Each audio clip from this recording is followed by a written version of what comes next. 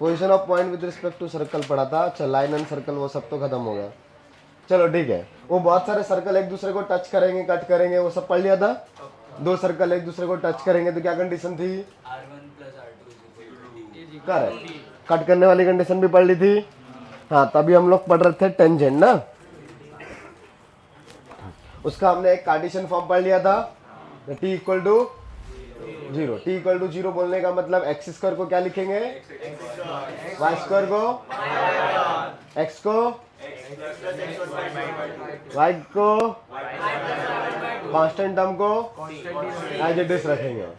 हाँ तो वैसे अब दूसरा फॉर्म में अपने पास लिखो पैरामेट्रिक फॉर्म। अब उसके लिए याद रखने का जरूरत नहीं पड़ेगा, पैरामेट्रिक फॉर्म बड़ा ही आसान है। अरे हाँ सच में आसान है, तुम लोग मजाक समझते हो। हाँ क्वेश्चंस की बात अलग है, थ्योरी तो आसान है ना, जब आएगा क्वेश्चन तब देखेंगे, अभी तो खुश रहो, थ्योरी आसान है। हाँ तो पैरामेट्रिक फॉर्म में लिखो नीचे। अब उसके लिए हम लोग ना ओरिजिन पे सेंटर वाले का ही इक्वेशन लिख रहे हैं, ठीक है। तो equation of tangent to the circle x square plus Y square equal to are square.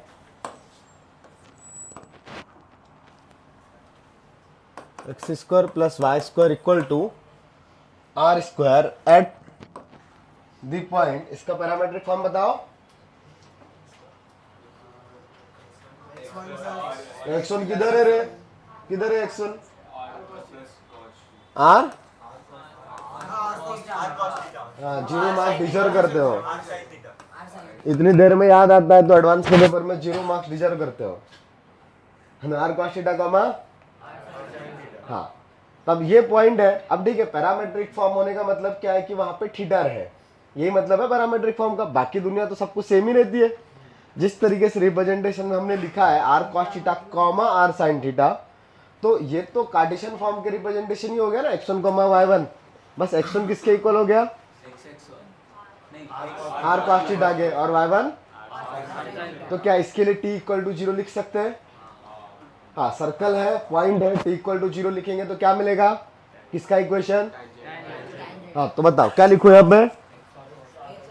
हाँ x into r cos theta plus y into r sine theta and that value should equal to, तो एक r कटेगा क्या, तो क्या बचेगा? Yes x cos theta plus y sine theta equal to r. अब अगर ये तो हो गया इसके लिए ना, और सेंटर कहाँ पे था?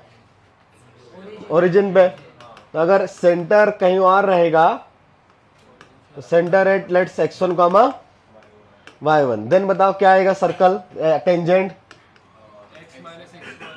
Yes x minus x1 into cos theta plus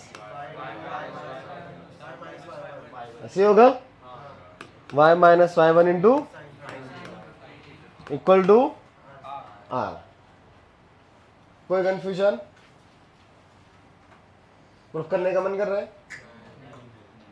हमें ओरिजिन शिफ्ट करेंगे ना तो सिर्फ वेरिएबल पार्ट ही तो चेंज होगा, ये थीटा वाला पार्ट और आर वाला पार्ट क्यों चेंज होगा? ओरिजिन शिफ्ट करने पे एंगल तो चेंज नहीं होता है, ठीक है। तुम ऐसा भी सोच सकते हो सर्कल के सेंटर से इसका डिस्टेंस कितना आने वाला है? आर के इक्वल ना। तो ये लाइन ऐसे सर्कल जिसका सेंटर x1 y1 रहेगा और रेडियस r रहेगा उसकी टेंजेंट है। डिस्टेंस निकालती आती है ना x1 y1 से, 0 plus 0 minus r divided by sine square plus cos square का रूट, ठीक है।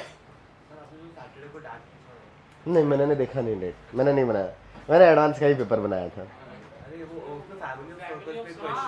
कभी पढ़ा ही नहीं फैमिली, आ गया तो जान दो ना अभी, ठीक है। उसमें 2 क्वेश्चन शायद और भी ऑर्थोगोनल का भी कुछ आया था, वो अभी पढ़ा नहीं, अभी पढ़ेंगे।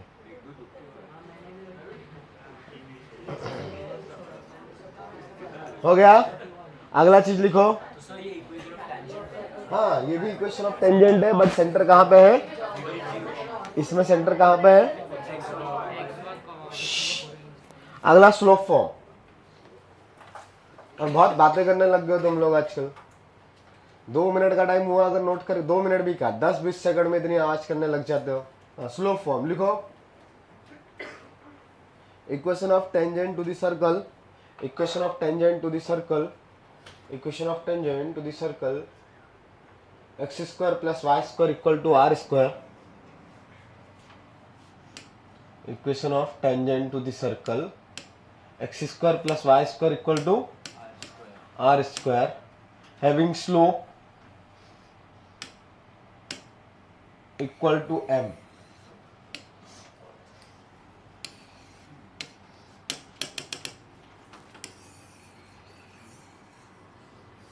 स्लोप कितना है मेरे पास m, और circle x square plus Y square equal to कितनी टेंजेंट्स आएगी, 2। भाई एक ऐसे आएगी तो दूसरी इधर आएगी ना सेम स्लोप की, 2 पैरेलल टेंजेंट्स होगी क्या, इन्फिनिट आएगी क्या। हाँ, तो मुझे इसका इक्वेशन चाहिए, तो क्या कर सकते हैं, इसका सेंटर कितना है, स्लोप पता है, हाँ रेडियस पता है, तो क्या करें, हाँ so let tangent is, क्या सपोज करें, y is equal to mx plus c। now distance from 0 0 should equal to r। इतना समझता है लाइन एंड सर्कल का उतना सारा कॉम्बिनेशन पढ़ने के बाद। तो बताओ ये जो लाइन है y minus m x minus c equal to 0 का 0 0 से डिस्टेंस, हाँ 0 0 पुट करेंगे ना, तो 0 minus c by root of 1 plus M square का मॉड शुड इक्वल टू, तो यहां से mod of c is equal to r into root of, तो देर आर 2c, क्या कौन कौन से,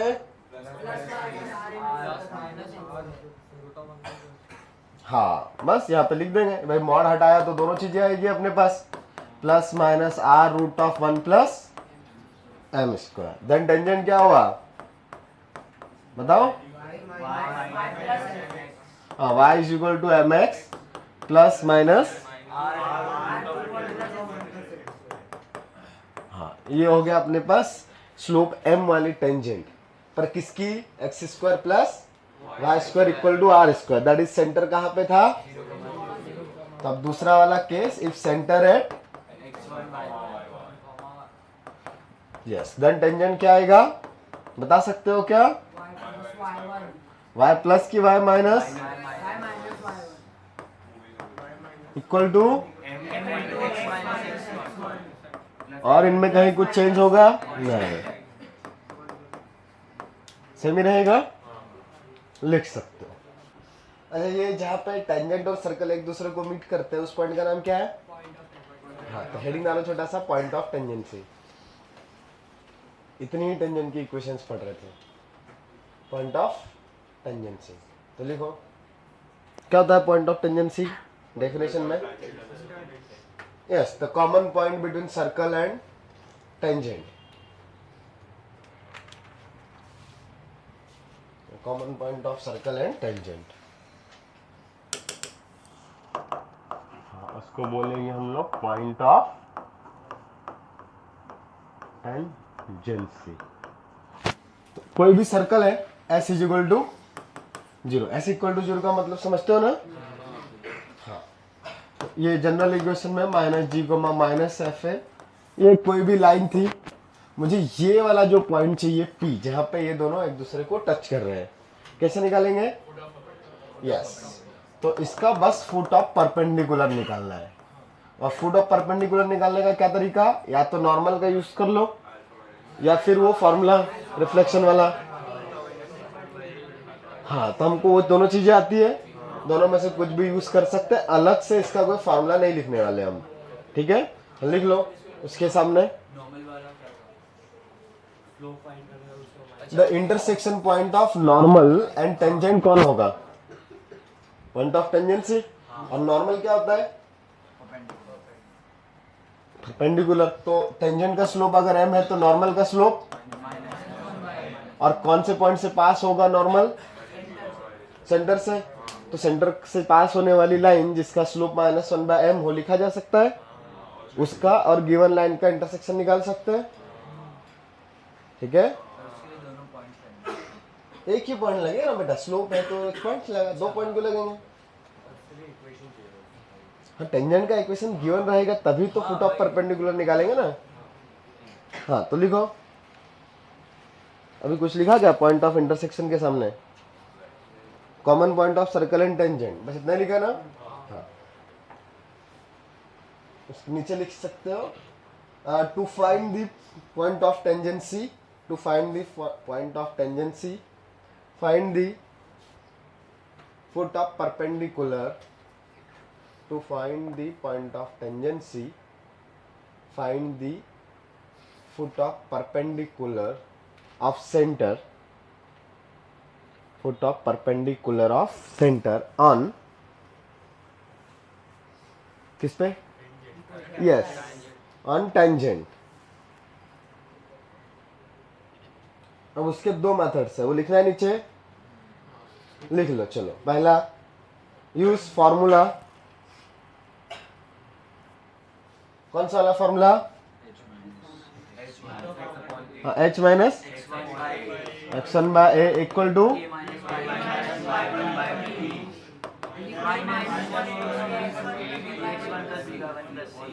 हाँ h की x1 था, हाँ x1 प्लस अपॉन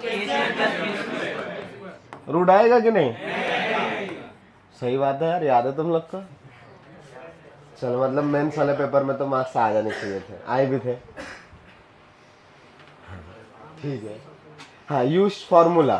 ठीक है, दूसरा method, right the equation of normal, मतलब method 2, right the equation of normal. अब इक्वेशन ऑफ नॉर्मल कैसे लिखते हैं, वो लिखने का जरूरत है? वो लिखा है ना शुरुआत में, हमने टेंजेंट की हेडिंग डाली थी जब वहाँ पे, पहले सबसे पहले नॉर्मल ही निकाला, उसके बाद टेंजेंट निकाली ना। आप पहले नॉर्मल निकाल के टेंजेंट सब डेफिनेशन लिखी थी सर, हमने ये नॉर्मल का स्लोप निकाल के उसका नेगेटिव रेसिप्रोकल करके टेंजेंट का।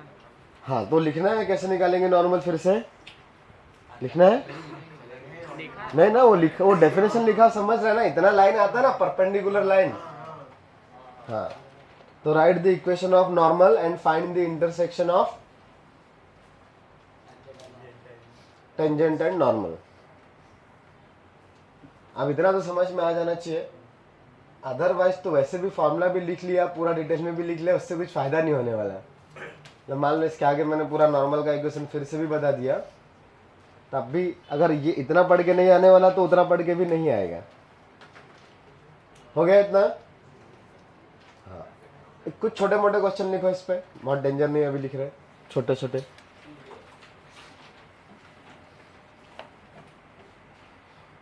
Find the equation of tangent,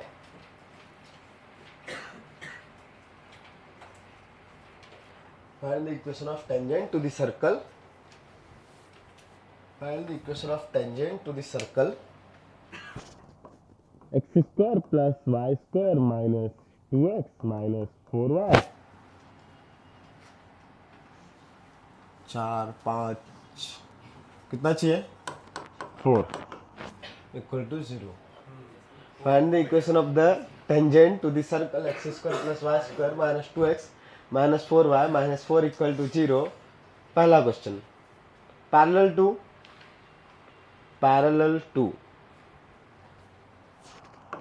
y is equal to 2x plus 3. दूसरा question, perpendicular to y is equal to 2x plus 3. ठीक है, बस तीसरा भी तो क्या? नहीं तीसरे पहले देने को तो मैं कुछ भी दे सकता। चलो तीसरा, हाँ नहीं पासिंग थ्रू, लिखा ना मैंने, find the equation of tangent to the circle passing through, आसान से पढ़ ले। हाँ ठीक है, चलो तुमने बोला 0, मैंने लिया, दूसरा मेरा -1, पासिंग थ्रू 0, -1 निकालो। 1 + 4 5 होता है ना, हाँ बात है। बराबर है, बराबर है, सब बराबर है। पासिंग थ्रू बोला, ये थोड़ा डेंजर है थर्ड वाला, हटा दूं? ऐड कर लो, ऐड कर लो, रुको, ऐड, वो पासिंग थ्रू की जगह पे ऐड, पॉइंट बदलना पड़ेगा ऑब्वियसली। हाँ अभी वो निकालना पड़ेगा रे, पॉइंट उल्टा सीधा कैसे आएगा, बहुत डेंजर है। कोई अच्छा पॉइंट बताओ सर्कल के ऊपर, क्या है सर्कल, क्या है? x माइनस 1 का whole square plus y minus 2 का whole square equal to radius कितना है? 3 है। हाँ तो एट ले लो तुम 2 कॉमा, ये 2 में से 1 आ जाएगा तो 3 में से जाएगा तो 2, और नहीं नहीं नहीं नहीं 4 और बचना चाहिए ना, तो या फिर 1 बचना चाहिए, तो 1 आने के लिए इधर 2 आना चाहिए, वो भी नहीं आएगा। ले लो अब उल्टा सीधा, क्या ही करने का, आ रहा है तो आ रहा है। तो x का वैल्यू कितना 2 हो गया, तो 3 माइनस 1 2 बचा, तो √2, 2 प्लस √2। ए थर्ड क्वेश्चन को मैंने अभी के लिए चेंज कर दिया है, तो थर्ड क्वेश्चन इज एट, वो पासिंग थ्रू नहीं है, एट 2 2 प्लस √2। हाँ ये पॉइंट सर्कल पे लाई कर रहा है, ऐड बोलने का मतलब ये सर्कल, ये पॉइंट सर्कल पे लाई कर रहा है। पिछली बार में वो सर्कल पे लाई नहीं कर रहा था, बाहर की दुनिया में था। वैसा क्वेश्चन करेंगे थोड़ी देर में, पहले ये कर लो। चलो तो क्या करूं भाई, फार्मूला से करूं या डेरिवेशन से करूं? फार्मूला, हाँ तो स्लोप फॉर्म आता है अपने को, यस। ए बातचीत बंद करो। y minus y1 is equal to m times of, गलत, ऐसा तो नहीं लिखेंगे, हाँ ऐसे लिखेंगे, sorry, y minus y1 is equal to m times x minus x1 plus minus r root of 1 plus, तो यहाँ पे अपने को x1 y1 चाहिए क्या? अरे निकालना पड़ेगा ना, क्या कौन होगा x1 y1? Centre of the circle ना, हाँ तो सेंटर आया अपने को, यस 1 2, और रेडियस भी चाहिए, तो रेडियस कितनी है? 1 स्क्वायर प्लस 2 स्क्वायर प्लस 4, कितना हुआ ये? 3। कोई कंफ्यूजन? हाँ तो इसका पहला क्वेश्चन m कितना है?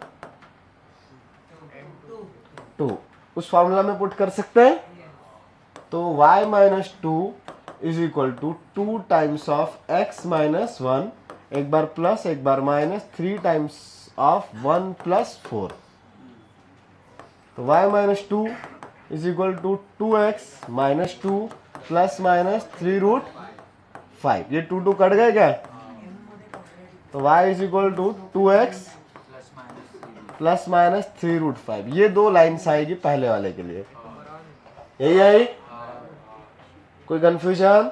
सर मेरा 2y आया और x आया, वो परपेंडिकुलर 2y कैसे आया? स्लोप कितना है बेटा? स्लोप तो 2 है। 2 है, तो y is equal to 2x तो आना ही चाहिए ना, मैंने डेरिवेशन लेके फिर आंसर सेम ही आना चाहिए। हाँ दूसरा वाला कौन है अपने पास? परपेंडिकुलर वाला, तो परपेंडिकुलर वाले के लिए स्लोप कितना? हाँ तो सेकंड क्वेश्चन के लिए m का वैल्यू -1/2, इतना स्ट्रेट लाइन याद है, m1 m2 is equal to -1, तो परपेंडिकुलर लाइन के लिए तो इसका स्लोप 2 है, तो इसके परपेंडिकुलर लाइन का स्लोप -1/2। ये इसमें तो किसी को कंफ्यूजन नहीं है ना?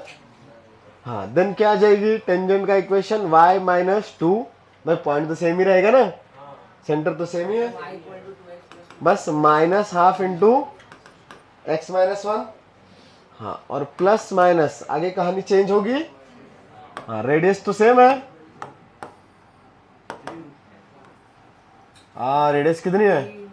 3 इंटू √1 + 1/4, तो y माइनस 2, मतलब सिंप्लीफाई कर लेना, आ जाएगा, कर सकते हो ना इतना? तो थर्ड वाले का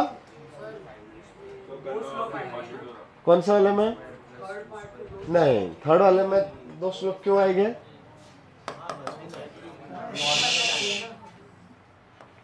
ये पॉइंट है 2 कॉमा, तो इस पे कितनी टेंजेंट ड्रॉ होगी? तो एक टेंजेंट होगी तो एक ही स्लोप आना चाहिए ना। सेंटर से स्लोप निकालेंगे तो वो तो नॉर्मल का स्लोप हुआ। मुझे नॉर्मल का इक्वेशन थोड़ी ना पूछा है, मुझसे तो क्या पूछा है बताओ? हाँ, टेंजेंट। तो टेंजेंट का इक्वेशन किसका? X square plus Y square, क्या दिया आगे? -2x minus 4y minus 4 equal to 0। तो अगर सर्कल के ऊपर पॉइंट दिया है तो कोई फॉर्मूला पढ़ा निकालने का, कोई तरीका पढ़ा? कौन सा? हाँ, t इक्वल टू, भाई t इक्वल टू 0 लिखो, इसका आंसर आएगा। हाँ बोलो। तो मैं लिखूं t इक्वल टू 0, ये पुराना वाला सबने नोट कर लिया? हाँ कर लो, इसका t इक्वल टू 0 लिखो, आंसर आ जाएगा। t इक्वल टू 0 लिख सकते हैं इसके लिए, तो t इक्वल टू 0 से निकालो, नॉर्मल का इक्वेशन फाइंड करके या नॉर्मल का स्लोप फाइंड करके फिर टेंजेंट का इक्वेशन लिख सकते हैं। बट वो चीज हम ऑलरेडी फार्मूला बनाने के लिए कर चुके हैं। अभी हम t इक्वल टू 0 का एप्लीकेशन सीख रहे हैं। हाँ, तो निकालो t इक्वल टू 0 से। दूसरे वाले तरीके से भी आना ही चाहिए, बट t इक्वल टू 0 अभी सीख रहे हैं, तो t इक्वल टू 0 भी आपको आना ही चाहिए।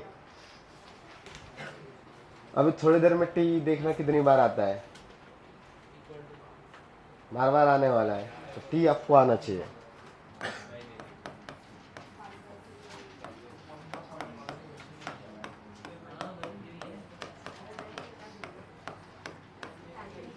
हाँ, तो भाई एक्स स्क्वायर की जगह पे क्या लिखोगे? x into x1, Y square की जगह पे y into y1, -2 x plus x1 by 2 -4 x1 का वैल्यू कितना? y1 का इस पूरे इक्वेशन में पुट कर सकते हैं, तो 2x plus 2 plus √2 into Y, ये 2 कट गया तो -x plus 2 -2 into y plus 2 plus √2 -4 equal to 0। हाँ, तो बस सिंप्लीफाई करो, आंसर आ गया। क्या आएगा? 2x इधर से आया, एक x इधर से आया, x y के साथ में 2 प्लस √2 यहाँ पे है, -2 इधर है, तो √2y बचेगा। ये दोनों लोग सिंप्लीफाई, ये -2 फिर -2 माइनस 2 2 जा 4 ना, हाँ 2 2 जा 4 -2 √2 -4 इक्वल टू 0। करेक्ट। तो x plus √2y -2 √2 -10 that value is 0। यही आया? ये समझ रहा है? किसी को दिक्कत है इसमें तो पूछ सकता है, नहीं है कोई दिक्कत? Very good. Find the equation of a tangent to the circle, ये लिखना है। मैं लिख देता हूँ बोर्ड पे question. Find the equation of tangent to the circle x square plus Y square equal to 4। Find the equation of tangent to the circle x square plus Y square equal to 4। ठीक ठाक question ले लेना अभी, ये समझ गए ना ये तीनों question? X square plus Y square equal to 4 from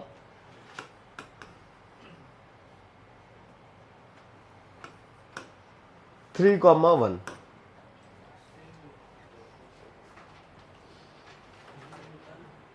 from 3,1 बोलने का मतलब ये, हाँ 3,1 सर्कल के बाहर है तो 2 टेंजेंट्स आएगी, तो मुझे इन 2 टेंजेंट्स का इक्वेशन चाहिए।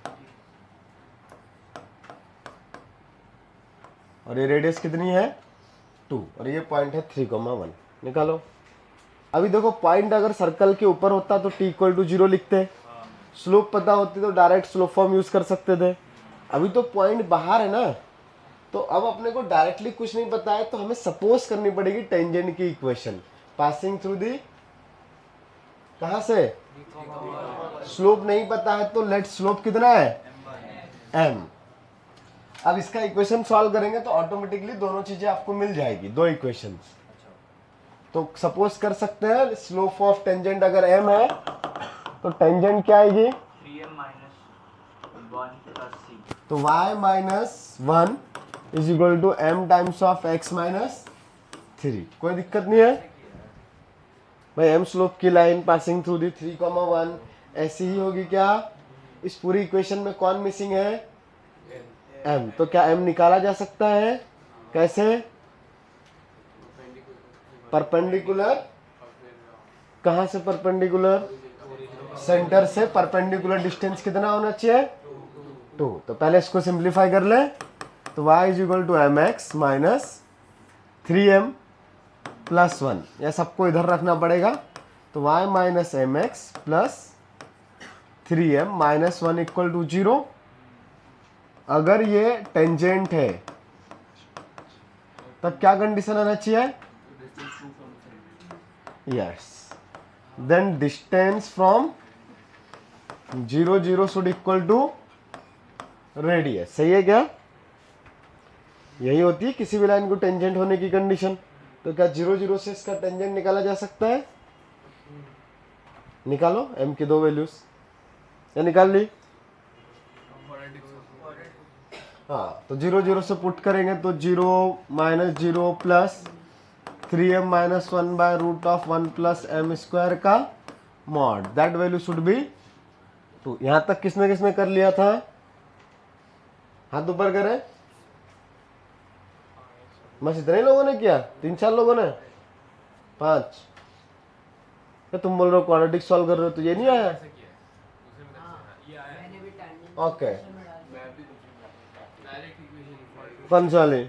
वो y इक्वल टू mx वाले? हाँ, वो भी कर सकते हैं, वो भी दिखता है। उसमें फिर 3 और पुट कर दिया। हाँ, ये भी ठीक है। y equal to mx plus minus r root of 1 plus m square में 1,3 पुट किया। हाँ, वो भी चलता है। तो मैंने लेकिन ऐसे कर दिया तो क्या आएगा? इसका स्क्वायर कर दे दोनों साइड। तो 9m square plus 1 minus 6m by 1 plus m square equal to 4। क्या करो इसके आगे completely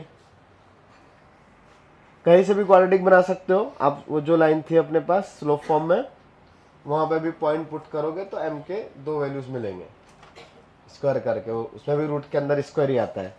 9m square minus 6m plus 1, that value should be 4 plus 4m square. So that 5m square minus 6m minus 3 equal to 0। सही है क्या? 5 3 जा 15, middle term split होने के चांसेस तो नहीं है। m निकाला?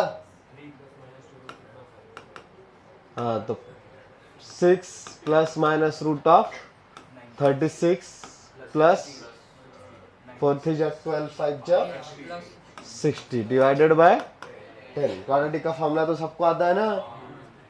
ऐसा कोई जिसको नहीं आता है? अरे गुड, चलो कुछ तो आता है।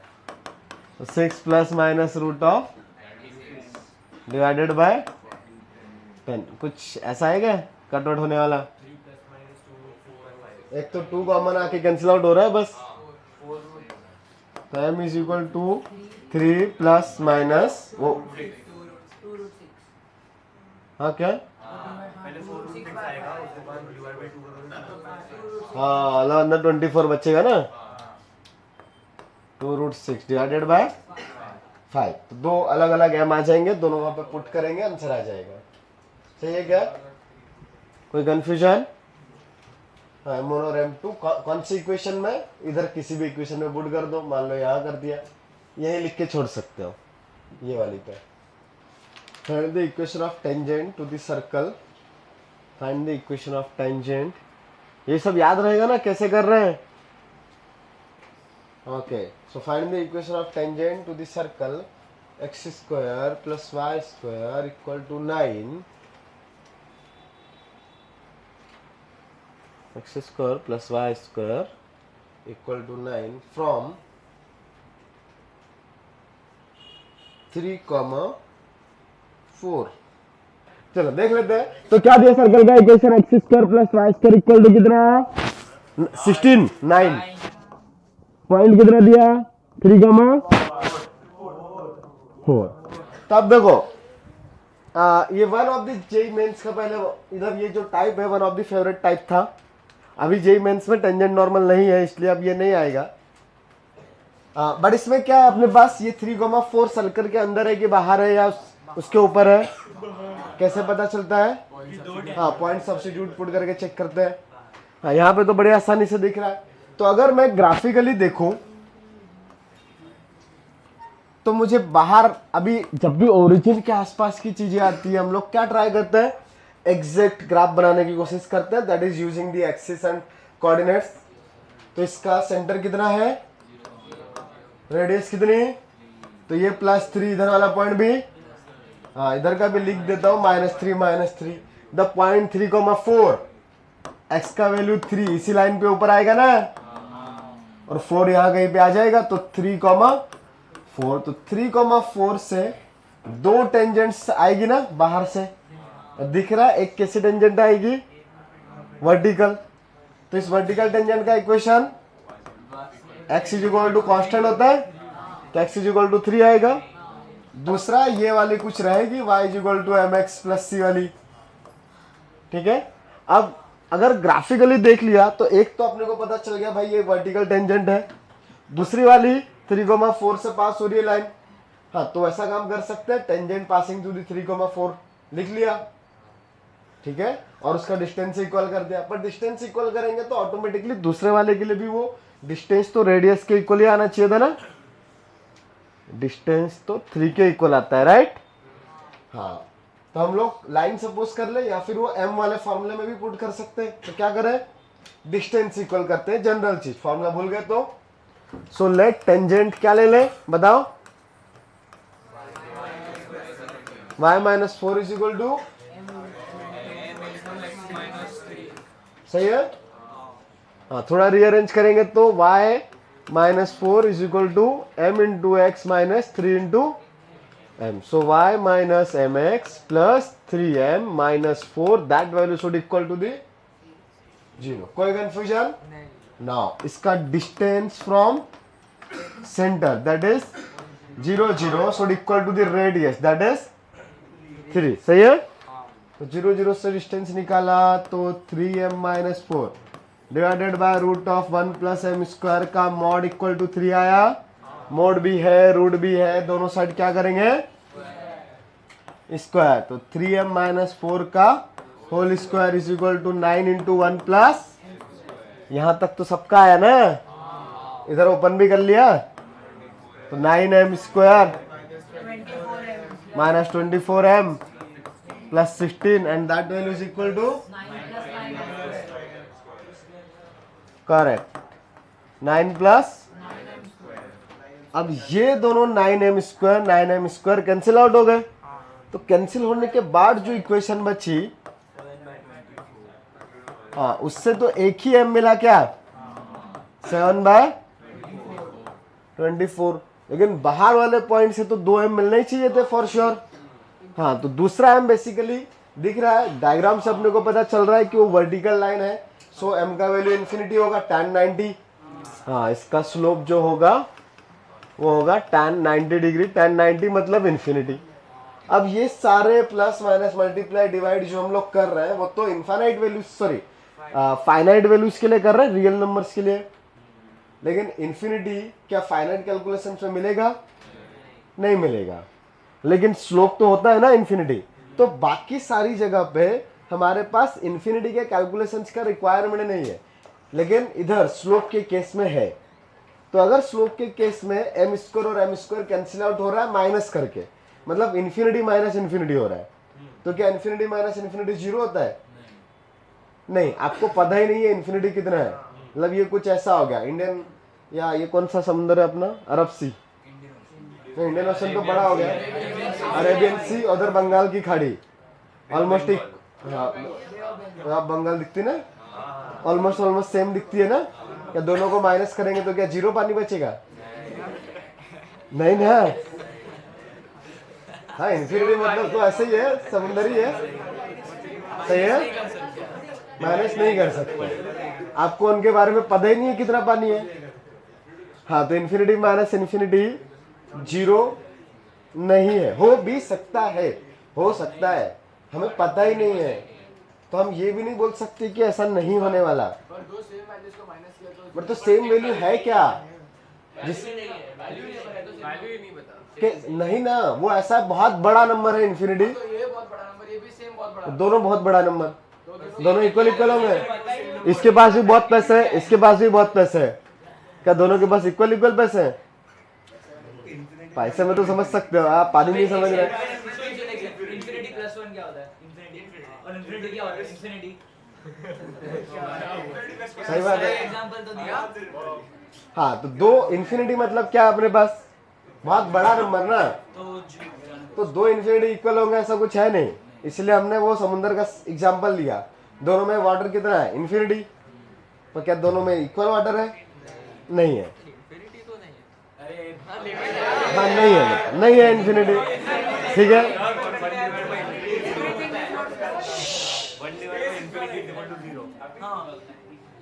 हाँ, क्योंकि वन बहुत छोटा नंबर है, तो 2 डिवाइडेड बाई इन्फिनिटी भी 0। आप इसमें कैसे समझ रहे हैं? तो हाँ, तो जब भी हम लोग ऐसे ये दोनों कट करने का मतलब है वो इधर माइनस आके कैंसिल आउट हुआ है ना, और उस माइनस को हमने क्या ले लिया है? उस माइनस को क्या लिया है? ये 9m² इधर आया, 9m² माइनस 9m² 0 हुआ, वैसे ही कुछ लिखा है ना हमने। ये कट करने का तो अपने डायरेक्ट तरीका, ठीक है, दोनों साइड ऐसा क्रॉस कर दो। वो एक्चुअली क्या हुआ है, उधर से शिफ्ट होके यहाँ पे आया, माइनस में हुआ, फिर वो 0 बना। हाँ, तो ये कब 0 नहीं हो सकता? अगर इसका वैल्यू इन्फिनिटी है। तो जब भी हमारे पास स्लोप वाली चीज आएगी या और भी कोई कैलकुलेशंस अदर देन स्लोप, जहां पे इस इक्वेशन में जो भी वेरिएबल है उसका वैल्यू इन्फिनिटी पॉसिबल है, तो आप इन्फिनिटी माइनस इन्फिनिटी को 0 नहीं मान सकते, हमें नहीं पता है।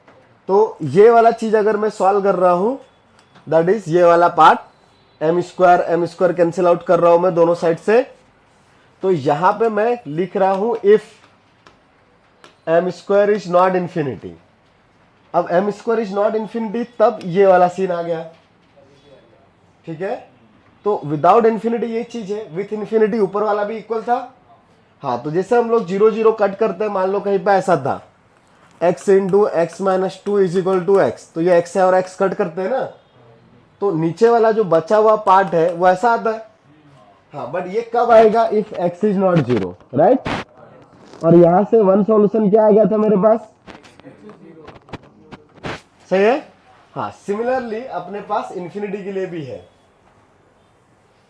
तो अगर ये m² दोनों साइड से कैंसिल आउट हो गया, तो यहां से अपने पास आ गया है one solution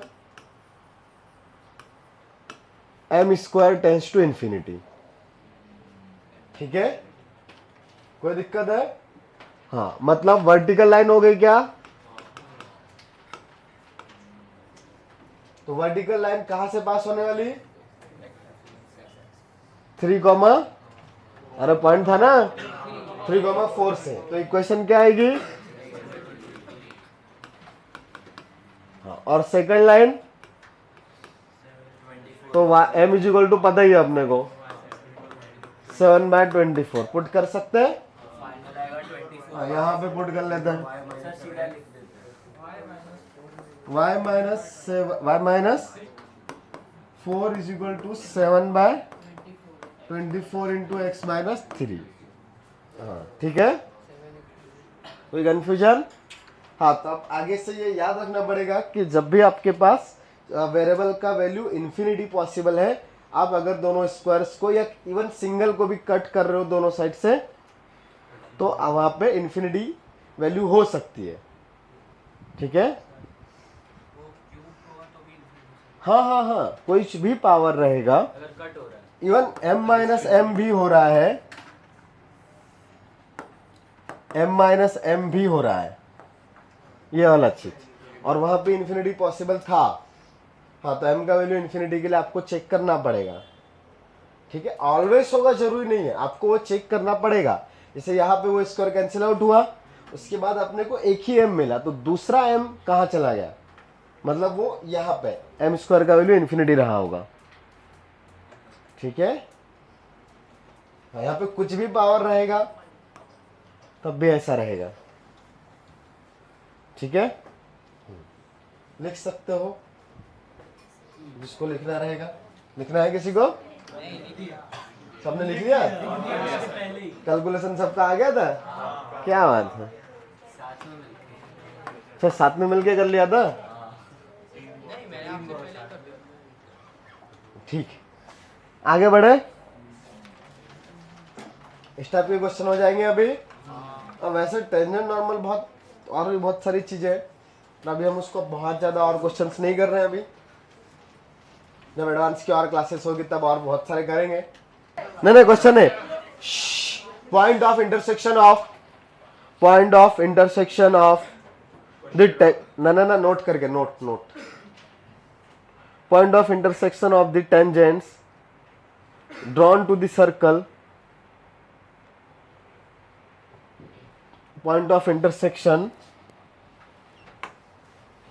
of the tangents drawn to the circle x square plus y square equal to r square, x square plus y square equal to r square, x square plus y square equal to r square at the point p of alpha and p of beta, at the point p of alpha and p of beta। ये p of alpha p of beta बोलने का क्या मतलब है? नहीं, दो points हो रहे हैं बेसिकली अपने पास, एक है अल्फा वाला, दूसरा बीटा वाला। बताओ विधि, क्या सेंस होगा? कॉमन सेंस है, कॉमन सेंस से बताओ। पी ऑफ अल्फा बता, अभी उससे पूछा है ना, मौका दो उसको बोलने का। कॉमन सेंस क्या आ रहा दिमाग में पी ऑफ अल्फा से? हाँ सेटिस्फाई करना। पी ऑफ अल्फा पॉइंट बोला तो कोऑर्डिनेट क्या होंगे, क्या मतलब होगा पी ऑफ अल्फा लिखने का? हाँ सेकंड नंबर तुम्हारा ही है, आर कॉस थीटा वाला फॉर्म, मतलब पहला point R alpha comma are sine alpha, P of alpha का ऐसा मतलब होगा? हाँ वैसा ही होगा। ये अल्फा, पी ऑफ अल्फा लिखने का मतलब होता है वो जो पैरामीटर वाला जो एंगल है वो है अल्फा, तो ये वाला पॉइंट होगा। अगर मैंने लिखा है पी ऑफ अल्फा, ये लिखने का तरीका है, ये क्या होगा? R cos alpha comma R, तो बताओ ये पी ऑफ बीटा,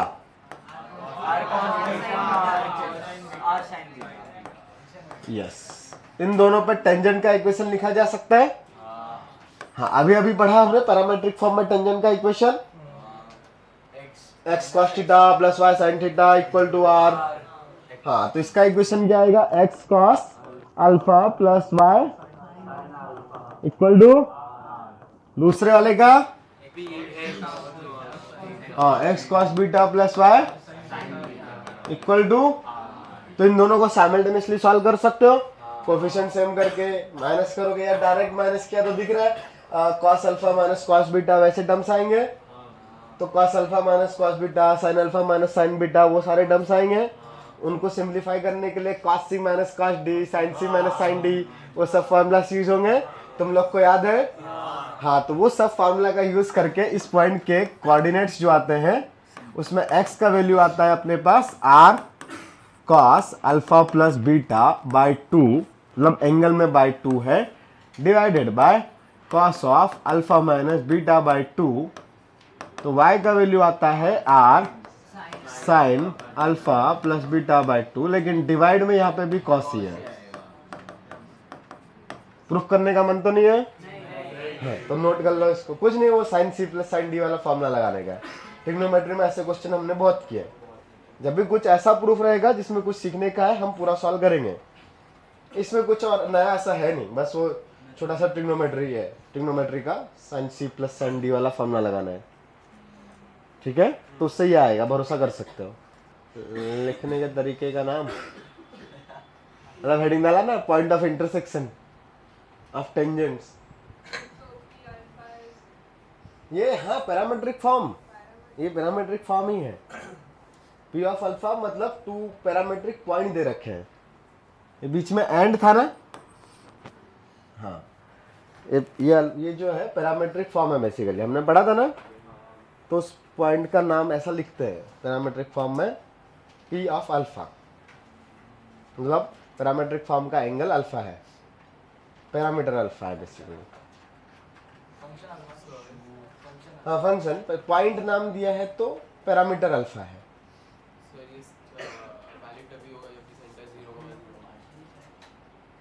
हाँ अब ये वाला सर्कल हमने लिया था x square plus Y square equal to are square. अब सेंटर कुछ और बदल गया तो ओरिजिन शिफ्ट हो जाएगा। हाँ तो ये जो x का वैल्यू है, x की जगह पे क्या आएगा, x माइनस x1, तो x1 उस साइड चला जाएगा प्लस के साथ। ओरिजिन शिफ्टिंग पढ़ा था अपन ने। हाँ अब देखो इसमें ऐसा नहीं होगा कि आपको दोनों पॉइंट्स दे दिए और फिर बोला कि चलो पॉइंट ऑफ इंटरसेक्शन निकालो, तो भाई दो टेंजेंट्स लिख लोगे ना तुम आसानी से। हाँ यहाँ पे इस तरीके के स्ट्रक्चर्स कुछ आएंगे, थोड़ा सा रेयर केसेस है, पर रेयर केसेस में देखने को चीज़ें मिल सकती है। तो ये सब इस तरीके के टर्म्स देख के आपको दिमाग में आए अच्छा ये कुछ तो टेंजेंट के इंटरसेक्शन की कहानी से रिलेटेड है, डिपेंडिंग ऑन द क्वेश्चन, इतने आसानी से नहीं मिलते हैं। ठीक है, मतलब ये कॉन्सेप्ट का क्वेश्चन इतनी आसानी से नहीं मिलेगा। अदरवाइज तो भाई टेंजेंट निकाला इंटरसेक्शन निकाल लेंगे। हाँ t इक्वल टू 0 से दो टेंजेंट निकाल सकते हैं ना, और फिर लाइन का इंटरसेक्शन ढूंढना कितना आसान है।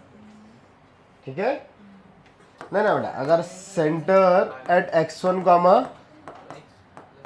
y1 है तो x की जगह पे x माइनस x1 लिखते हैं ना हम लोग, कितनी बार किया हमने, सेम ही चीज रहेगी ना। तो x minus x1 will be r cos alpha plus beta by 2 divided by cos alpha minus beta 2। ठीक है हाँ, तो आप अगर इस साइड बोल रहे हो तो माइनस, हाँ उस साइड बोलोगे तो प्लस, मतलब x1 को उधर भेज दिया तो प्लस हो जाएगा। मतलब हम ऐसे याद रखेंगे वेरिएबल को x माइनस x1 लिखना है, बाकी कहीं भी कुछ भी हो। ठीक है अगला इसी का दूसरा पार्ट है, वैसे इसका नाम होता है कॉर्ड ऑफ कॉन्टैक्ट, लिख लो। लेकिन equation of the chord joining 2 points p of alpha and p of beta,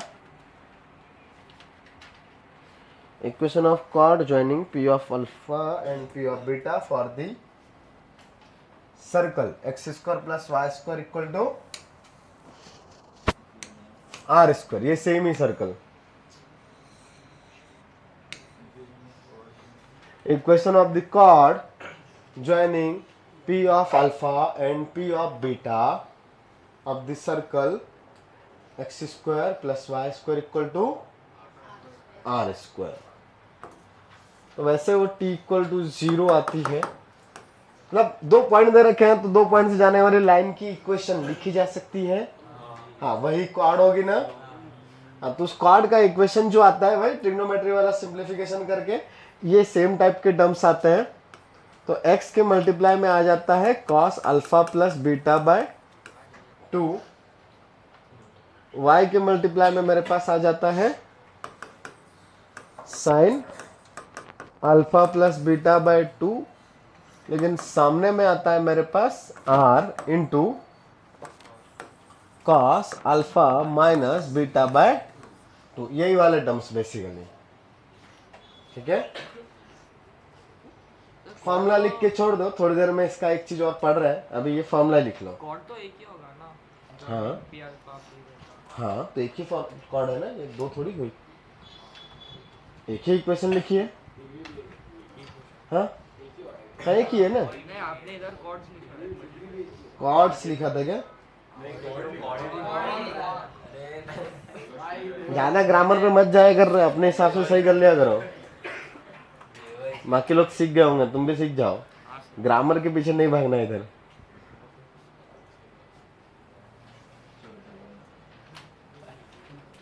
grammar के चक्कर में 7th में फेल हो गया था, बताया था ना? झूठ बोल रहे हो, बताया था। क्या? नहीं वो तालाब में तैरने का तो 4th क्लास का स्टोरी है।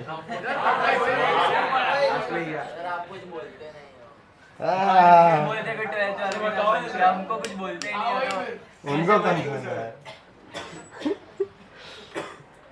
चलो ये हो गया। सर बराबर का मौका देना चाहिए ना। मिलेगा मिलेगा। हाँ, ये क्या हुई अपने पास कॉर्ड। खैर अभी जस्ट लिख के छोड़ दो, थोड़ी देर में ये और समझेगा। ये t इक्वल टू 0 लिखा है, अभी हम लोग जनरल चीज लिख रहे हैं। तो हेडिंग डालो कॉर्ड ऑफ कॉन्टेक्ट।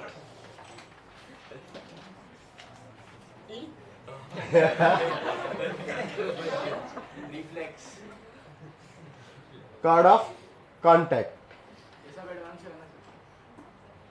सीटी और एडवांस नहीं, कॉर्ड है मेंस में, कॉर्ड ऑफ कॉन्टेक्ट वैसे नहीं है। कहाँ है चाय? अरे गधे,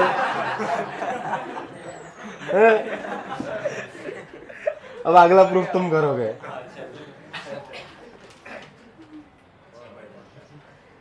क्या ही लिखोगे? कॉर्ड ऑफ कॉन्टेक्ट क्या होता है, पहले डेफिनेशन लिखो।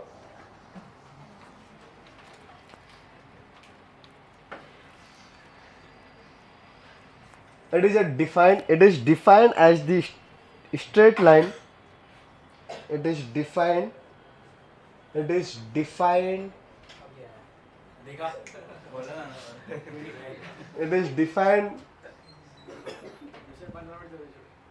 thank you,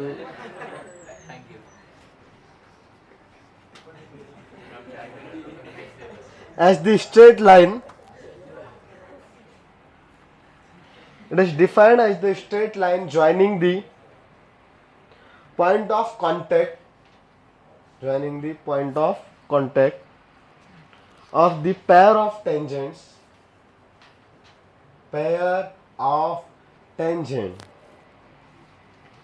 drawn from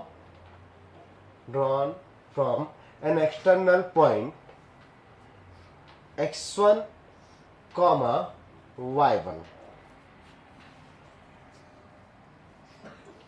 क्या कहानी लिखी समझ में आई? तो कौन है कॉर्ड ऑफ कॉन्टेक्ट?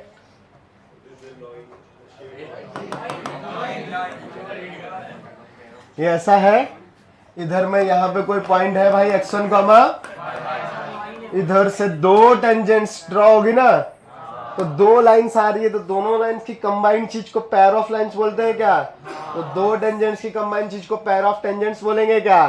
तो ये जो दोनों टेंजेंट्स लिखी है, इनका कंबाइंड चीज मतलब पेयर ऑफ टेंजेंट्स हो गई। तो इन दोनों टेंजेंट्स का जो पॉइंट ऑफ इंटरसेक्शन है, अगर उसको मिला दिया तो ये जो आएगी, ये आएगी cord of contact, COC।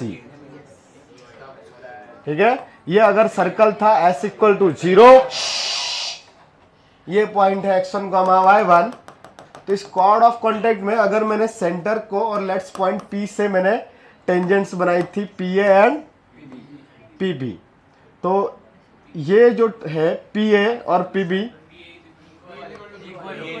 Equal होगा वहां तक, ठीक है। ये सेंटर मान लो O था, हाँ, तो ये एंगल कितना आएगा? 90 डिग्री। हाँ, ये सब सिमिलर ट्रायंगल सब पता है ना, थोड़ी देर में पढ़ रहे हैं बहुत सारे। हाँ, लेकिन अभी हम लोग सिर्फ लिख रहे हैं इस COC का इक्वेशन। तो निकालने का क्या तरीका? उसके ऊपर क्या चाहिए अपने को? एक पॉइंट चाहिए, और क्या चाहिए? स्लोप। तो सर्कल का सेंटर और गिवन पॉइंट को मिलाने वाली लाइन के परपेंडिकुलर आएगा, निकाल सकते हैं, स्लोप निकाल सकते हैं ना। हाँ, फिर उसके ऊपर क्या चाहिए? पॉइंट चाहिए। तो ये डिस्टेंस पता है, इधर की डिस्टेंस पता है ना। हाँ, वो सबका यूज करके ये अलग पॉइंट भी निकालते हैं, थोड़ी देर में निकालेंगे भी, ठीक है। या फिर सर्कल और POSL की फैमिली से काम कर सकते हैं, वो बहुत डेंजर है लेकिन। तो ये सब मेहनत करके बड़ा ही अच्छा सा रिजल्ट आता है, वो रिजल्ट है t इक्वल टू 0, ठीक है। t इक्वल टू 0 समझता है क्या होता है? हाँ, एक्स स्क्वायर को क्या लिखते हो? हाँ, वाई स्क्वायर को, एक्स को, वाई को सी सेम ही रहेगा। आप ऐसे भी सोच सकते हो, अगर ये पॉइंट P सर्कल के पास में गया तो ये जो कॉर्ड है वो किधर आएगी? सेंटर के पास या सेंटर से दूर? हाँ, ये P अगर इधर आ गया तो कॉर्ड ऑफ कॉन्टेक्ट इधर आएगी ना, सही ना, ऐसे दूर आते जाएगा। तो अगर ये पॉइंट P सर्कल के ऊपर हो गया तो कॉर्ड ऑफ कॉन्टेक्ट कहाँ बनेगी? टेंजेंट ही ना। हाँ, तो हमने टेंजेंट का डेफिनेशन भी लिखा था, limiting case of the second. तो ये कॉर्ड मतलब सेकेंड ही है क्या, तो इसलिए दोनों का फॉर्मूला भी सेम ही आने वाला है। हमने टेंजेंट के लिए प्रूफ किया था t इक्वल टू 0। हाँ, तो यहाँ पे भी वही चीज है, बट यहाँ पे पॉइंट किधर है, सर्कल के, करेक्ट। अगर ये पॉइंट सर्कल के ऊपर होता तो t इक्वल टू 0 किसको रिप्रेजेंट करता, टेंजेंट को। इसलिए दोनों के फॉर्मूला सेम ही है, बस कौन रेफर कर रहा है, लोकेशन ऑफ द पॉइंट। समझा? हाँ, ऑब्वियसली। तो लिख लो t इक्वल टू 0। पहले तो डायग्राम बनाओ। ये t जैसा दिखाई दे रहा है क्या ऐसे? नहीं, हमेशा कम रहेगा, बिकॉज दो पैरेलल लाइन से। तो इन्फिनिटी पे अगर p को इन्फिनिटी पहुंचा दिया, p is at infinity, then हाँ, तब वो हो सकता है।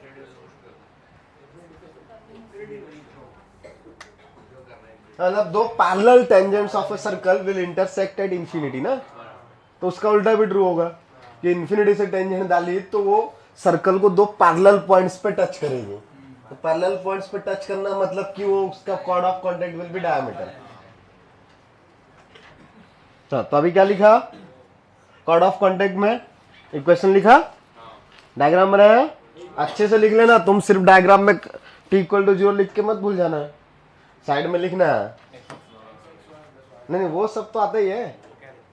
हाँ, तो equation of chord of contact,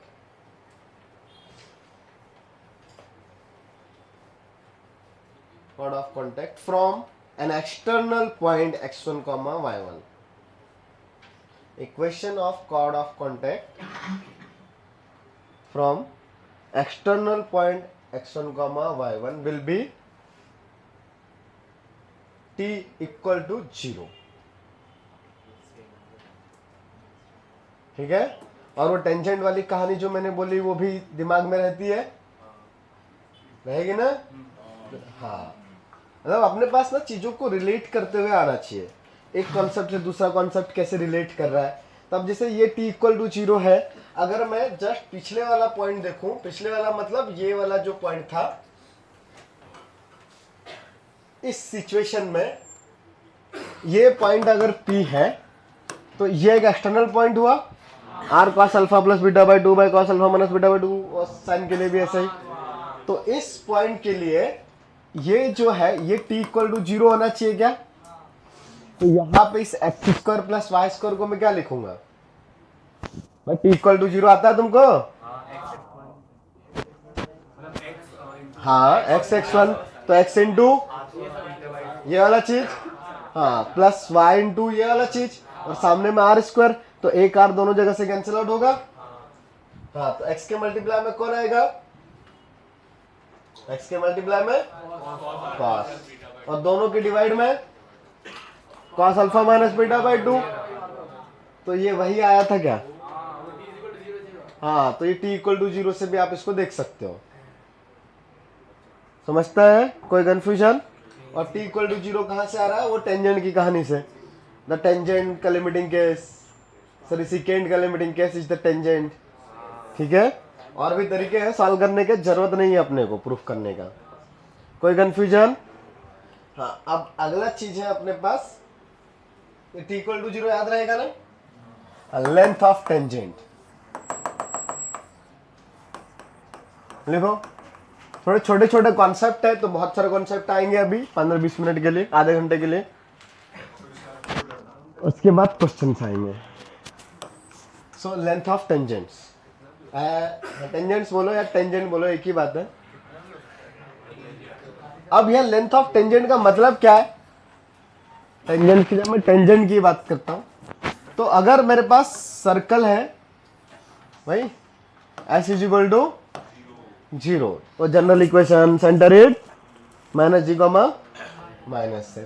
तो एक्सटर्नल पॉइंट से मैंने टेंजेंट ड्रॉ की है ऐसे, मान लो कि वो मिल रही है, उसको मिलवाना पड़ेगा।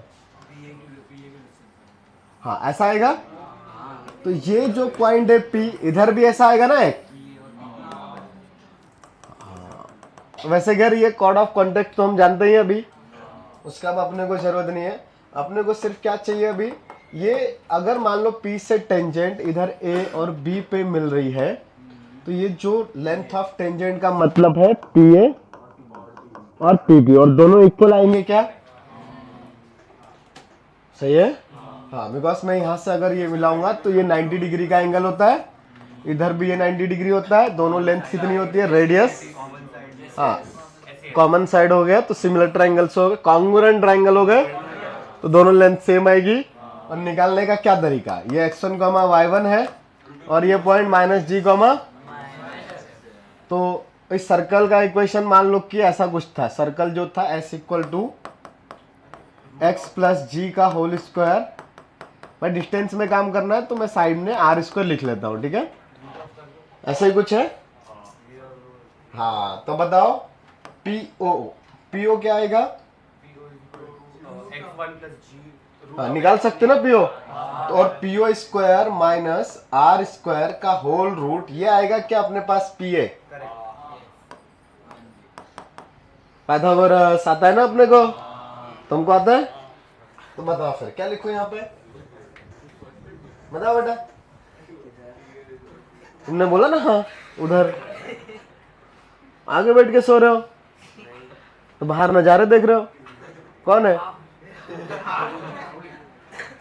ढूंढ रहे हो बाहर, इधर ढूंढो तो फायदा होगा। पाइथागोरस लगा रहे हैं कौन से ट्रायंगल में? PAO में। परपेंडिकुलर कौन है उसका? हाइपोटेनियस कौन है? Hypotenuse PO। तो PO² - r² will be PA² ना। तो PA का वैल्यू मतलब रूट ऑफ PO² - r² ना। तो PO मतलब कितना? हाँ, इन दोनों पॉइंट्स के बीच का डिस्टेंस। तो x1 + g का whole square plus y1 + f का होल स्क्वायर माइनस r² का रूट। तो बेसिकली ये r को इधर लेके आऊंगा तो वो S1 दिखेगा क्या? S1 यही था ना, x और y की जगह पे पॉइंट पुट करते हैं। तो actually PA = PB = root of S1। छोटा सा फॉर्मूला आया अपने पास, रूट S1। S1 क्या था? Power of point. याद आ रहा है ना? हाँ, तो ये रूट S1 अपने पास क्या होगा? Length of tangent. लिख सकते हो ये फॉर्मूला, छोटा सा याद कर सकते हो, बड़ा ही अच्छा है, पर सब मेन से रिलेटेड है। CD में है, एडवांस में है। हाँ, CD में सीधा फॉर्मूला ही पूछ लेता है, find the length of tangent. इतना आसान सा आता है, सच में आता है, मजा आएगा एडवांस से। देखा ना पेपर में थोड़ा बहुत तो आइडिया लगा होगा। मेरे को पता है ना, मैंने बनाया है।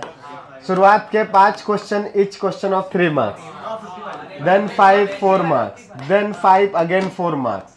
ये 3, -1 था, ये 4, -2 था, ये 4, 0 था। तुम लोगों ने देखा था ये 0 था?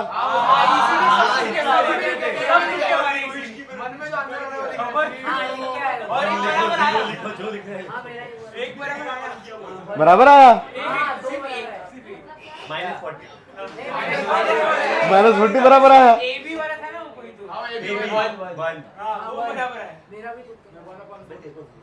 सही। हाँ, अरे एग्जाम में आते हैं, फाइनल एग्जाम में, एडवांस में भर भर के इंटीजर्स आते हैं। अभी आजकल शायद लास्ट में तो 50% इंटीजर ही आया था। 23 में आई थिंक सो, 23 या 22 में लोग सिर्फ इंटीजर करके आए और IIT बॉम्बे पहुंच गए, क्योंकि इंटीजर ही इतने थे और बाकी पेपर ऐसा था हिल नहीं रहा था, लोगों से छोड़ के आ रहा था, इसलिए इंटीजर करके आए। बाकी डेंजर था। चलो एक क्वेश्चन लिखो जल्दी से। Find the length of tangent. बहुत आसान। Find the length of tangent for -1, 2 for the circle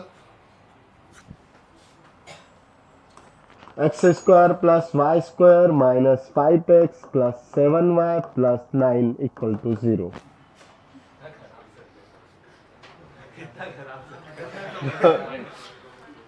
point क्या दिया? -3, 7 ना,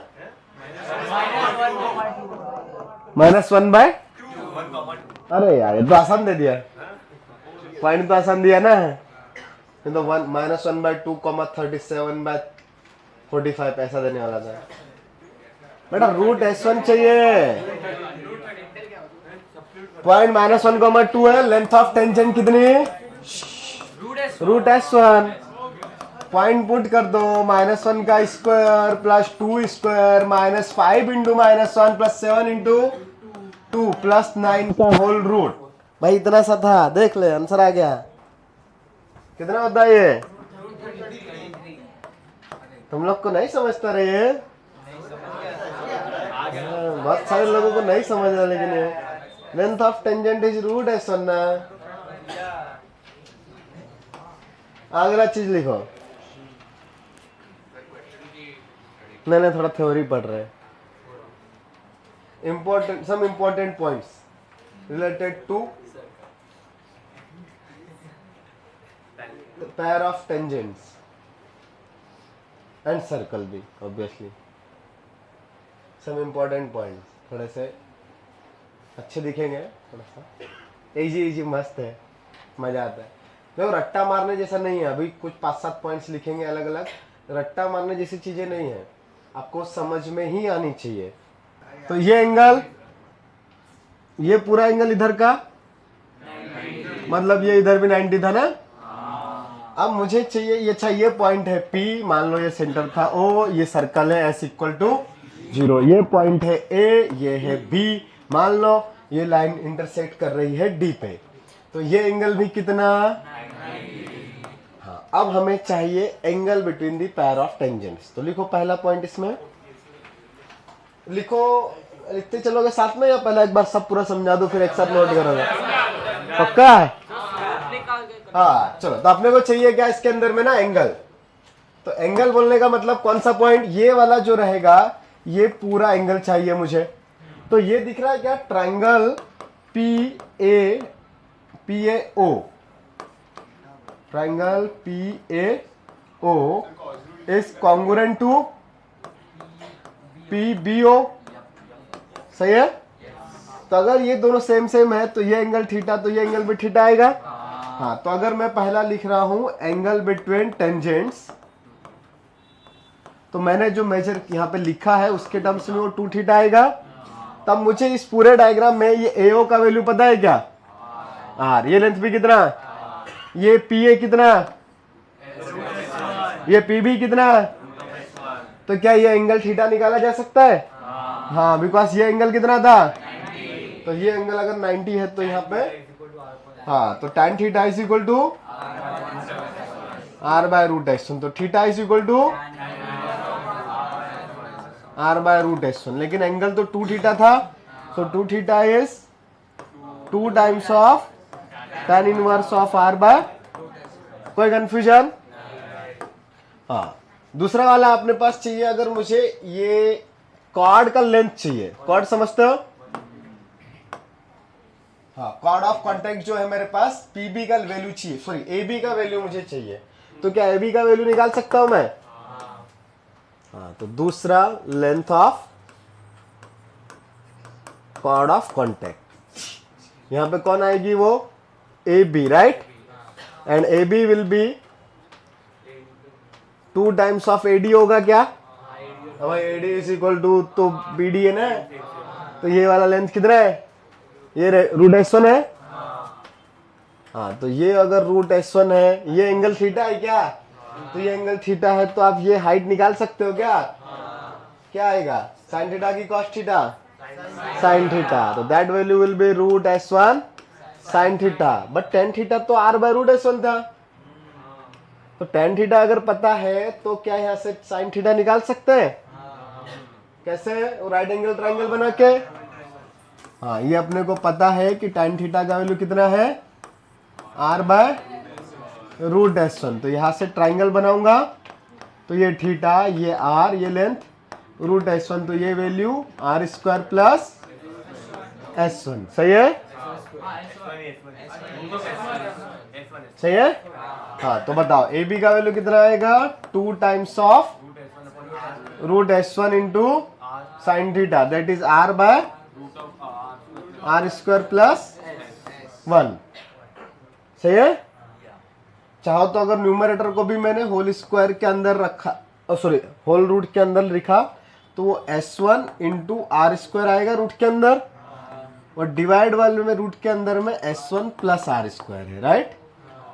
हाँ, और उधर डिवाइड करके भी लिख सकते हैं। अभी ये सब रट्टा नहीं मारने का है, समझ में आ रहा है। दूसरा चीज, मतलब दूसरा क्या, अगला चीज, अब मुझे चाहिए, क्या निकाल लिया मैंने, लेंथ निकाल लिया था, एरिया।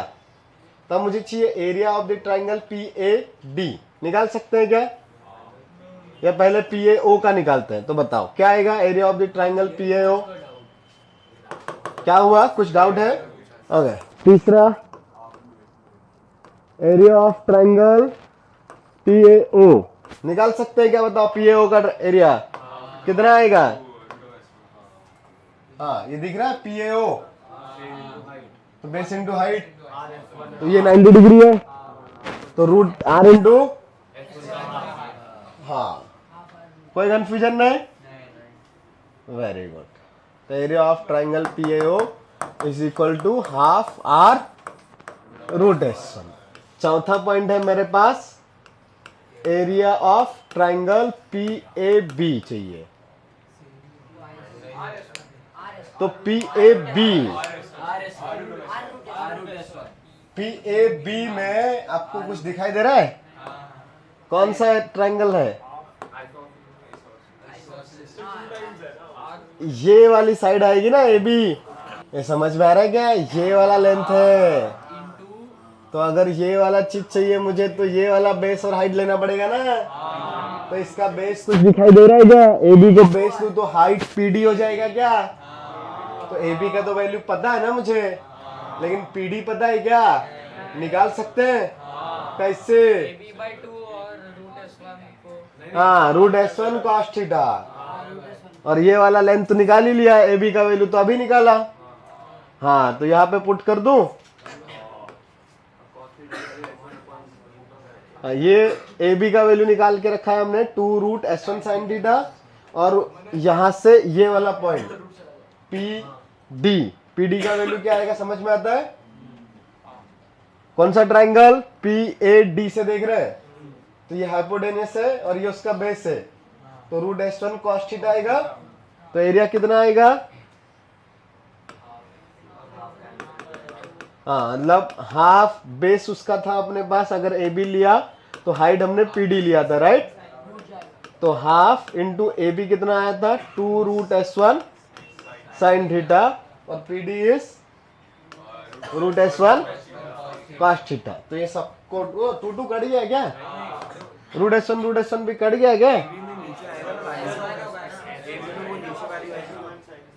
ये तो मैंने sin थीटा के टर्म्स में लिखा ना, 2 root S1 sin theta AB को, अभी तो tan में कन्वर्ट ही नहीं किया ना हमने, ऐसे ही आएगा। तो that value will be S1 into, ठीक, sin थीटा इंटू, और sin थीटा cos थीटा का वैल्यू यहां से निकाल सकते हैं क्या। तो एक बार R by root of this, दूसरी बार में रूट S1 बाय दिस। हाँ, तो S1 into R by root of R square plus S1, ये sin थीटा था। cos थीटा कौन है, रूट S1, यस, तो root S1 by root of, हाँ, तो ये R S1 root S1 divided by R square plus S1, सही है क्या। और सिंप्लीफाई करने का मन हो तो कर सकते, जरूरत नहीं है अपने को, नहीं है, मत सिंपल है। ये कहीं कुछ गलती तो नहीं करके रखी ना, देख लेना बस।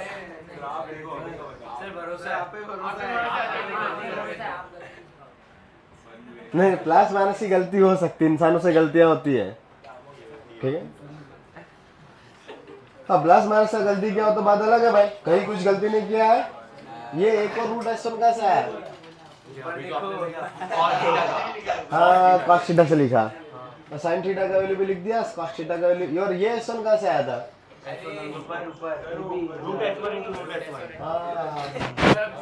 ठीक है, सब सही लग रहा है। चलो अगला पॉइंट, अबे तुमने तो बोला था समझने का। कितने पॉइंट्स हुए ये?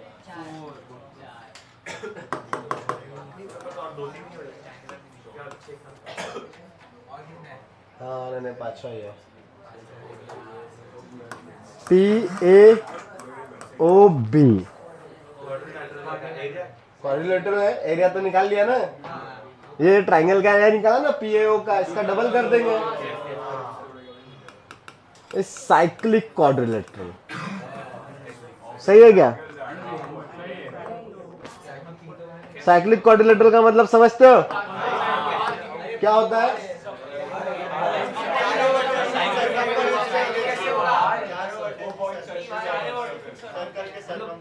हाँ, साइक्लिक क्वाड्रिलेटरल मतलब क्या है? एक सर्कल के अंदर में बनने वाला क्वाड्रिलेटरल ना। अच्छा, तो अगर मैंने यहाँ पे PO को डायामीटर लिया, PO को अगर डायामीटर लिया तो बताओ वो सर्कल PO को डायामीटर लिया तो सर्कल कहां से पास होगा? कैसे पता चला? करेक्ट। कौन से एंगल्स? 90 डिग्री 90 डिग्री दिखाई दे रहा है। ये एंगल 90 डिग्री है तो PO डायामीटर 90 डिग्री बनाता है ना सर्कमफेरेंस पे। तो PO और A का एक ही सर्कल होगा, दैट इज PAO को जो सर्कल बनाएंगे वो A से पास होगा, P से होगा, O से होगा और PO will be diameter. Similarly PO इधर भी 90 डिग्री बना रहा है, तो क्या ये 4 के चारों पॉइंट्स एक ही सर्कल के ऊपर आएंगे?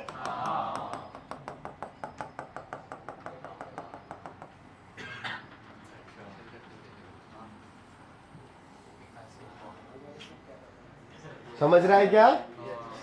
सर्कल जैसा दिखाई दे रहा है? मान लो है सर्कल, ठीक है, माना कि वो सर्कल है। अज्यूम दोनों का ये दिखाई दे रहा है का? दो बहुत अच्छा दिख रहा हो। हाँ, तो ये जो क्वाड्रिलेटरल था PAOB वो साइक्लिक क्वाड्रिलेटरल है और उसका डायमीटर कौन है? ये ज्योमेट्री बड़ी ही काम की है अगले सारे टॉपिक्स में, मतलब not just for the circle, parabola, ellipse, hyperbola सबके लिए, स्पेशली फॉर द इलिप्स। ठीक है, PYQs में भी इस सर्कल के ऊपर बहुत सारी चीजें मिलती है, मेंस में भी एडवांस में भी। ठीक है, हाँ, तो PO डायमीटर अगर है तो इसका सर्कल का इक्वेशन लिखा जा सकता है। अगर ये पॉइंट P था x1, y1 और O तो पता है ना अपने को सर्कल का सेंटर है -g, -f, तो डायमेट्रिक फॉर्म में सर्कल का इक्वेशन लिख सकते हैं। हाँ, उसका सेंटर एंटर रेडियस सब निकाल सकते हैं। हाँ, तो बस अपन ने वही लिखा वहां पे लास्ट में, फाइंड वो सर्कल ही चाहिए था, बस वही पॉइंट है। PAOB is cyclic quadrilateral with PO as a diameter.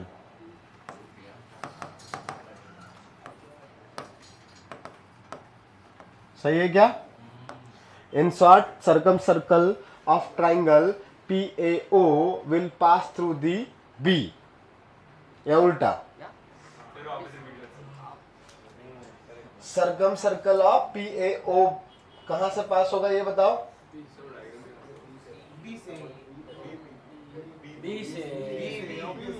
हाँ, बस वही वर्ड बोला, circumcircle of the triangle PAO will pass through the B और circumcircle of the triangle PAB will pass through the centre of the circle. Circumcircle of the triangle PAB will pass through the centre of the circle. हाँ, in short किसी external point से, जिस पॉइंट से tangent डाल रहे हैं, so point and the point of context को मिला के जो ट्राइंगल बन रहा है वो ओरिजिनल सर्कल के सेंटर से पास होगा। सही बात है? ये डिफरेंट वर्ड्स में कैसे बोल रहे हैं वो भी समझ रहा है? वर्ड्स में अलग से लिखने का जरूरत है तो लिख लेने का, लेकिन ये वाला पॉइंट जरूर लिख लेना। The circumcircle of the point and the point of contact will pass through the center of the original circle. PAB का सर्कम सर्कल है ना, ये सर्कल के सेंटर से पास हो रहा है। भाई P का A और B से डायरेक्ट रिलेशन था, P के रेस्पेक्ट में A और B कौन है? Point of contact. तो पॉइंट ऑफ कांटेक्ट और पी को लेके जो सर्कल बना रहे हैं वो ओरिजिनल सर्कल के सेंटर से भी पास हो रहा है। कोई कंफ्यूजन? हाँ, ये जल्दी जल्दी नोट करो, फिर आगे बढ़ेंगे। छोटा करने की जरूरत है क्या?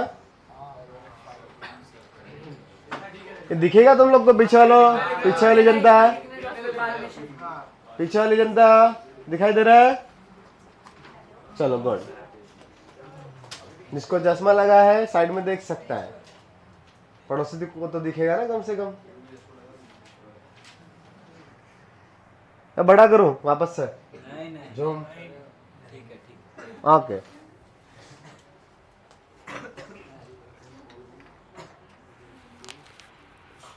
अब ये सब हमने पढ़ लिया, लेकिन इसको रट्टा मारने की कोशिश मत करना। हाँ, वो सर्कल वाला पॉइंट रट्टा मार लेना है कि वो चारों पॉइंट कौन साइक्लिक है, करना पड़ेगा। क्या फॉर्मूला भूल जाओगे, बता रहा हूँ मैं।